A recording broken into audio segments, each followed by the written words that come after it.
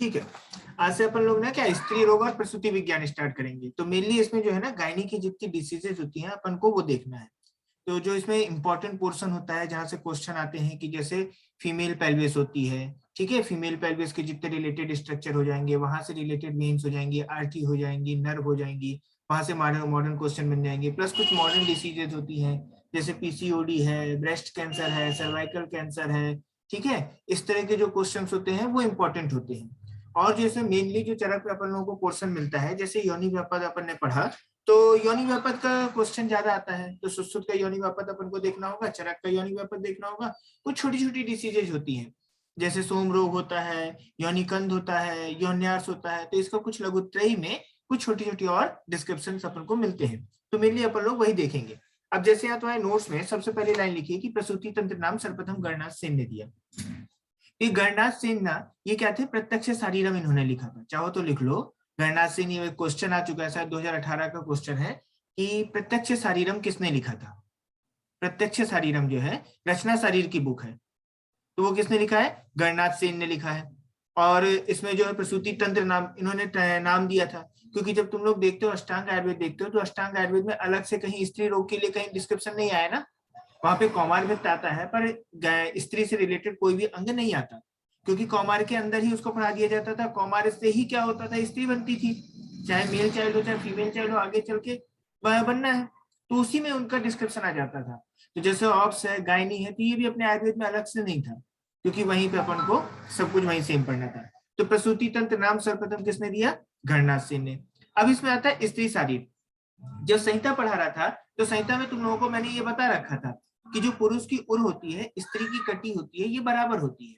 वैसे भी जो देखो मेल जो होता है चेस्ट की ज्यादा एक्सरसाइज करता है तो उसका चौड़ा पोर्शन है और वो बेस्ट पोर्शन है। फीमेल के लिए क्या होता है, कटी रीजन सही होता है।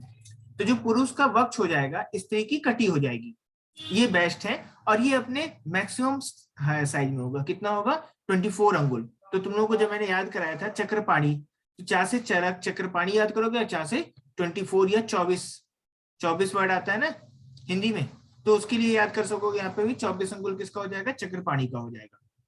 और जो है पुरुष की उर हो जाएगी, स्त्री की कटी हो जाएगी। अभी तुम लोगों को देखने में जरूर आसान लग रहा होगा, पर बाद में तुमको कंफ्यूजन करेगा।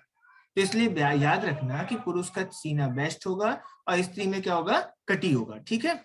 स्त्री की उर जो होगी ये लोएस्ट होगी, लोएस्ट साइड में, और जो पुरुष की कटी होगी ये लोएस्ट साइड में। एक्सरसाइज करते हैं तो जो वेस्ट होता है कम से कम रखने की कोशिश करते हैं, वो कितना होगा, 18 अंगुल होगा सुश्रुत के अनुसार।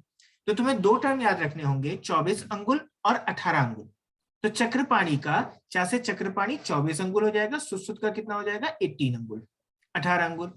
और इसमें जो होगा बॉडी का जो ब्रॉडेस्ट पार्ट होगा मेल में और फीमेल में, वो जाएगा 24 अंगुल में, क्योंकि 24 भी एक लार्ज नंबर है। और जो बॉडी का स्मॉलेस्ट पार्ट होगा, नैरोएस्ट पार्ट होगा, वो आएगा 18 अंगुल में, ठीक है। तो मेल में क्या वक्ष हो जाएगा, स्त्री हो जाएगा। फिर चलते हैं श्रोणी अस्थि संख्या में। तो जो श्रोणी अस्थि संख्या है इसमें तुम नीचे से स्टार्ट करना, चरक का, सुश्रुत का, वाग्भट का 3 दिया हुआ है। तो इसमें तुम चरक का देखो, सबसे पहले क्या लिखा है, श्रोणी फलक 2 लिखा है और भगास्थी 1 लिखा है।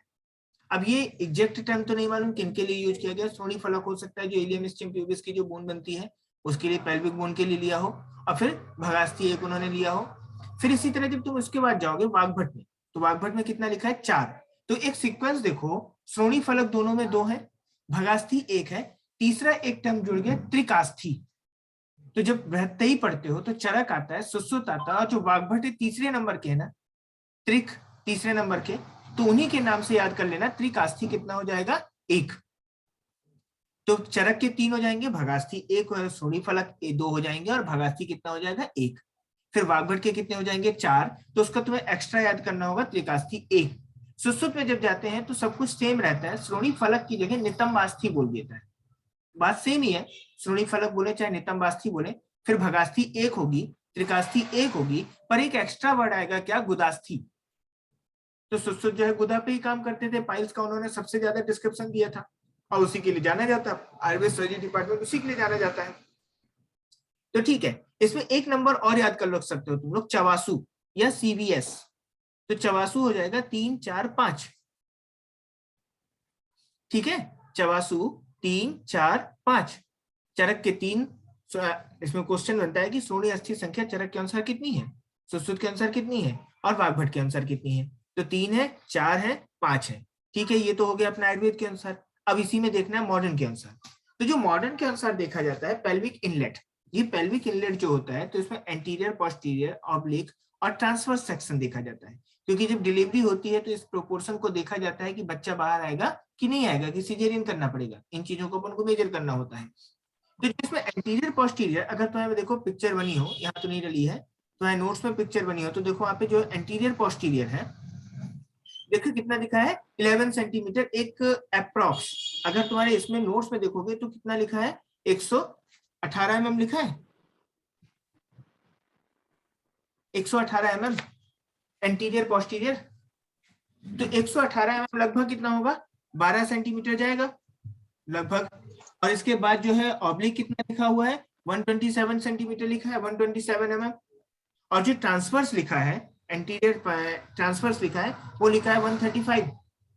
तो बगल में साइड में लिख लो AP11, एक अप्रॉक्स बना लो। जैसे 118 mm लिखा है तो उसको तुम 11 बना लो।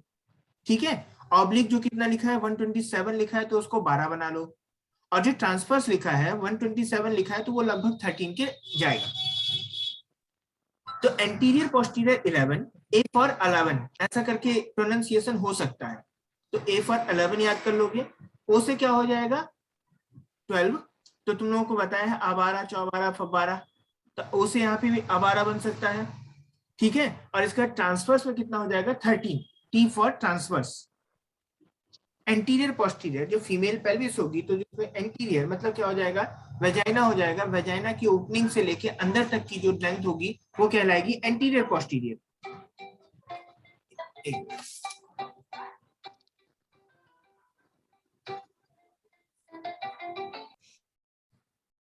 तो जो इसमें एंटीरियर पोस्टीरियर है ना, तो जो वेजाइना क्या होगा, वेजाइना से लेके एंटीरियर तक चला जाएगा, वो क्या कहला जाएगा 11 सेंटीमीटर याद कर सकते हो, 118 mm हो जाएगा। इसके बाद जो ऑब्लिक हो जाएगा वो कितना हो जाएगा 127 हो जाएगा। और जो ट्रांसफर्स हो जाएगा कितना हो जाएगा 13। तो टी फॉर 13 याद कर सकते हो, ओ फॉर 12 याद कर लोगे, और ए फॉर एंटीरियर पोस्टीरियर 11 हो जाएगा। 11 सेम सा प्रोनाउंसिएशन जाता है। इसके बाद जो इसमें नेक्स्ट पॉइंट आता है ना, वो क्या आता है श्रोणी सिरा आता है। श्रोणी सिरा, तो जो श्रोणी सिरा है, जैसे अपन लोग कल नेत्र में देख रहे थे, नेत्र में कितनी सिराएं थी 38 सिराएं पड़े थे। तो यहाँ पे जो कमर में होता है श्रोणी में, वो कितनी सिराएं होती हैं 32 सिराएं होती हैं। अब देखो कमर में अपन लोग कितना 32 इंच की जीन्स पहनते हैं ना लगभग, तो उससे याद कर सकते हो 32 सिराएं कितनी है 32। फिर इसका देखो श्रोणी संधि लिखा है, तो जो श्रोणी संधि है उसमें कौन कौन सी है, देखो गुद है, भग है, नितंब है, सामुदक। सामुदक का मतलब होता है एक साथ दो। सामुदक का मतलब क्या होता है एक साथ दो।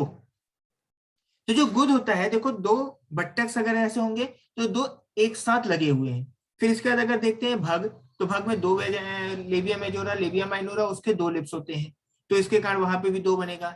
नितंब में भी कुछ ऐसा ही रीजन होता है। नितंब जो बट्टक्स के लिए हो जाएगा, गुद में जो हो जाएगा दो ओपनिंग्स हो जाएंगी, तो उसके लिए याद कर सकते हो सामुदक।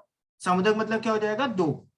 ठीक है, तो देखो इसको थोड़ा सा स्ट्रक्चर इमेजिन करना पड़ेगा। जैसे गुदा है तो गुदा में कितना हो जाएगा दो लिप्स हो जाएंगे। फिर अगर भग में हो जाएगा तो दो लिप्स हो जाएंगे। और नितंब जो हो जाएगा दो बट्टक्स हो जाएंगे, तो वो भी कैसे हो जाएंगे लिप्स जैसे। तो इसके लिए क्या हो जाएगा सामुदायिक संधि। फिर इसके बाद कटी कपाल। कटी कपाल में होता है तुन्य सेवनी। तुन्य सेवनी का मतलब होता है सूचर्स।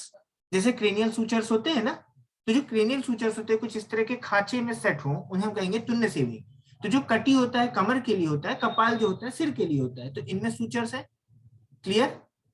तो अगर यहाँ पे अपन देखा जाए कि फीमेल में कौन कौन से सूचर्स प्रेजेंट होंगे फीमेल स्ट्रक्चर से रिलेटेड, तो सामुदक होगा और तुन्य सेवनी होगा। सामुदक में आएगा गुद आएगा, भग आएगा, नितंब आएगा, और तुन्य सेवनी किस में आ जाएगा कटी कपाल में हो जाएगा। काका काका टुन्य है, इस तरह याद कर सकते हो अगर याद नहीं हो रहा है तो, काका टुन्य। ठीक है, फिर इसका देखते हैं श्रोणी विकृति का पता लगाने के लिए मुलर्स टेस्ट, बस ऐसा रीड कर लो, ये कभी क्वेश्चंस नहीं आया है, तो मुलर्स टेस्ट का किया जाता है। भग का विस्तार, ये मैं तुम लोगों को पहले भी बता चुका हूँ। भग का विस्तार वही हो जाएगा जो हमारा एंटीरियर पोस्टीरियर, हम लोग डायमीटर देख रहे थे ना, तो जो एंटीरियर पोस्टीरियर डायमीटर हो जाएगा वो कहलाएगा भग का विस्तार। कितना बताया गया है 12 अंगुलिनी भग विस्तार, 12 अंगुल का। तो भग अगर लिखेंगे BHAG लिखेंगे ना, तो B फॉर 12 याद रहेगा, B फॉर 12। तो भग विस्तार कितना हो जाएगा, 12 अंगुलिनी भग विस्तार हो जाएगा। ढलहन ने बोला है हस्तनी स्त्री में। आगे जब नेक्स्ट पेज में पढ़ाऊंगा तो स्त्री के टाइप्स पढ़ाए गए हैं, अभी किस आधार पर बनाए गए ये नहीं मालूम है, तो इसको तुम लोग इतना ही समझोगे बस कि हस्तनी स्त्री में इसका बताया गया है। मॉडर्न में इसका क्वेश्चन आया था कि मॉडर्न में जो है भग का विस्तार कितना होगा, तो 10 सेंटीमीटर, क्योंकि जो अंगुल का तुम लोग देखे थे तो 3/4 इंच आ रहा था ना, एक अंगुल बराबर 3/4 इंच था। तो जो उसका शायद ऐसा कुछ निकाल के देखेंगे तो वो कितना आता है, 10 सेंटीमीटर। समझ में आ गया। फिर इसके भग का आकार जो बताया है पिप्पल पत्र सदृश से बताया है। बताओ ये इसमें तुम लोगों को स्क्रीन की